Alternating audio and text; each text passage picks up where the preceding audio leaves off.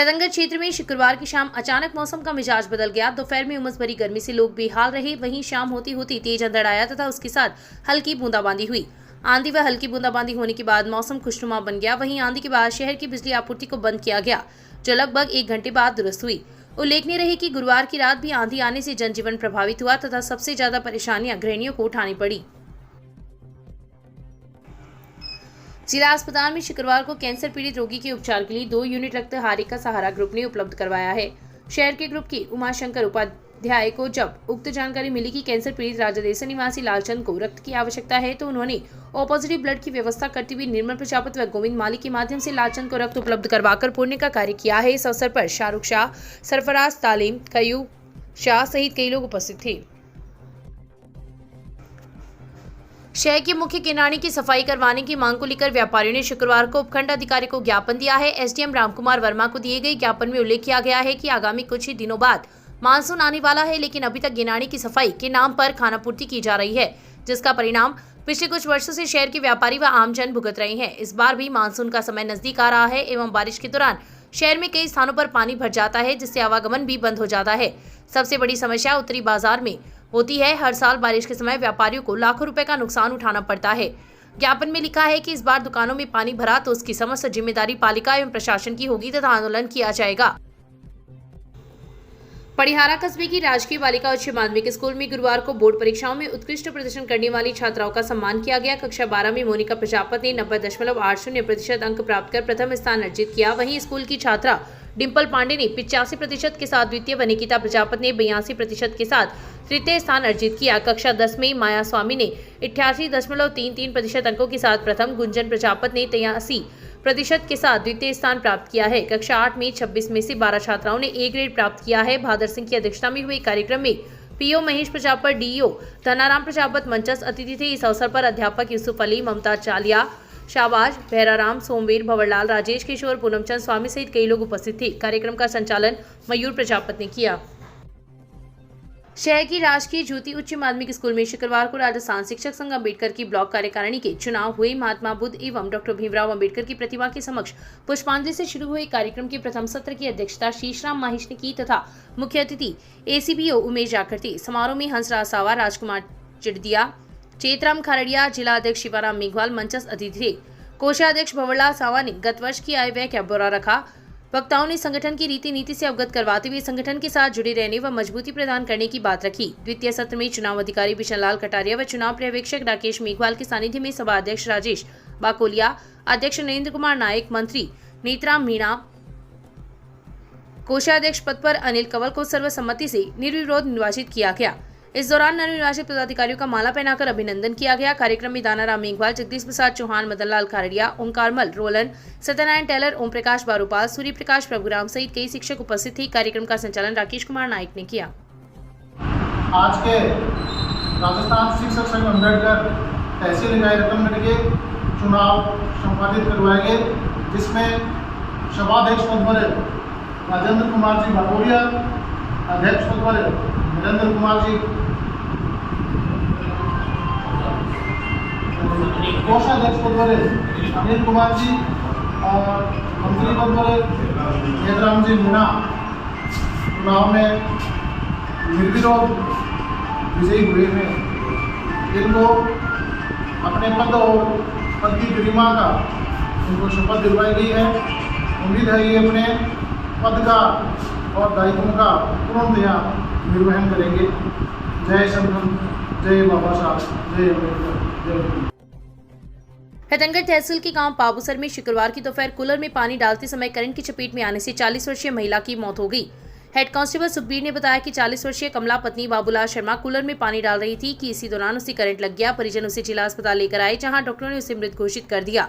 सूचना पर पुलिस भी जिला अस्पताल पहुंची तथा घटना की जानकारी ली।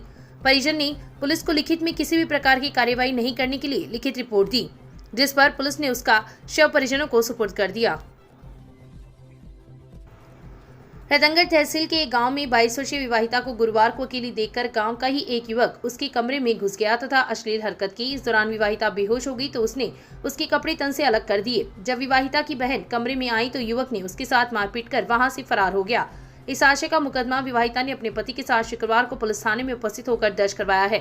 पुलिस ने बताया कि विवाहिता गुरुवार की दोपहर अपने कमरे में सो रही थी तो उसका घर पड़ोसी युवक उसके कमरे में घुस गया तथा अश्लील हरकतें करने लगा एवं धमकियां दी, जिस पर विवाहिता बेहोश हो गई और युवक ने उसके कपड़े उतार दिए। बहन जब कमरे में आई तो उसके साथ मारपीट कर आरोपी युवक वहां से फरार हो गया। शाम को पुनः युवक अपने पिता के साथ विवाहिता के घर पर आया और पुलिस थाने में कार्रवाई करने पर जान से मारने की धमकी दी तथा उसके पति के साथ भी मारपीट की। पुलिस ने मुकदमा दर्ज कर जांच प्रारंभ कर दी है। खाना खाकर अपने घर में सो रही मां व बेटी लापता हो गई। इस संबंध में रतनगढ़ के 55 वर्षीय व्यक्ति ने पुलिस में गुमशुदगी दर्ज करवाई है। पुलिस ने बताया कि 55 वर्षीय व्यक्ति द्वारा दी गई रिपोर्ट में उल्लेख किया गया है कि वह और उसके परिवार के अन्य सदस्य गुरुवार की रात खाना खाकर अलग अलग कमरों व छत पर सो गए। सुबह उठकर देखा तो उसकी 48 वर्षीय पत्नी व 15 वर्षीय बेटी कमरे में नहीं मिली। दोनों की सब जगह तलाश की लेकिन कोई सुराग नहीं लगा। उसकी पत्नी ने सोने चांदी के आभूषण भी पहन रखे थे। पुलिस ने गुमशुदगी दर्ज कर जांच एएसआई रामनिवास को सुपुर्द की है। चुरू जिले के सदाशहर में आज बड़ा राजनीतिक घटनाक्रम सामने आया। यहां सदाशहर नगर परिषद सभापति राजकरण चौधरी की कुर्सी खतरे में आ गई है। नगर परिषद सभापति और बीजेपी नेता राजकरण चौधरी के विरुद्ध अविश्वास प्रस्ताव लाया गया। विधायक अनिल शर्मा के नेतृत्व में आज कांग्रेस और बीजेपी के बागी पार्षद चुरू कलेक्ट्रेट पहुंचे। इस दौरान विधायक अनिल शर्मा ने 45 पार्षद होने का दावा किया। विधायक अनिल शर्मा के नेतृत्व में जिला कलेक्टर अभिषेक सुराना के सामने सभी पार्षदों ने अविश्वास प्रस्ताव पेश किया। इस दौरान कांग्रेस और बीजेपी के पार्षदों ने कहा कि जनता के काम नहीं हो रहे थे, इसलिए यह अविश्वास प्रस्ताव लाया गया है। वहीं वर्तमान में 55 पार्षद है सदाशहर नगर परिषद में, जिनमें 45 पार्षदों के समर्थन का दावा विधायक अनिल शर्मा कर रहे हैं। वहीं सूत्र बताते हैं कि पर्दे के पीछे पूरा खेल पूर्व विधायक अशोक पींचा का है। जिन पार्षदों ने आज कांग्रेस विधायक अनिल शर्मा के साथ अविश्वास प्रस्ताव पेश किया है, ये सभी पार्षद पूर्व विधायक अशोक पींचा के समर्थक माने जाते हैं।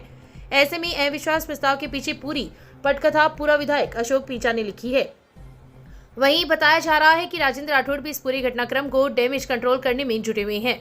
राजेंद्र राठौड़ भी पूरे घटनाक्रम पर नजर बनाए हुए हैं। यदि राजकरण चौधरी के विरुद्ध अविश्वास प्रस्ताव पास हो जाता है तो बीजेपी की बड़ी किरकिरी प्रदेश में हो जाएगी, क्योंकि वर्तमान में नगर परिषद सभापति राजकरण चौधरी बीजेपी से है और बीजेपी के ही कुछ पार्षद कांग्रेस के साथ मिलकर अविश्वास प्रस्ताव पेश किया है।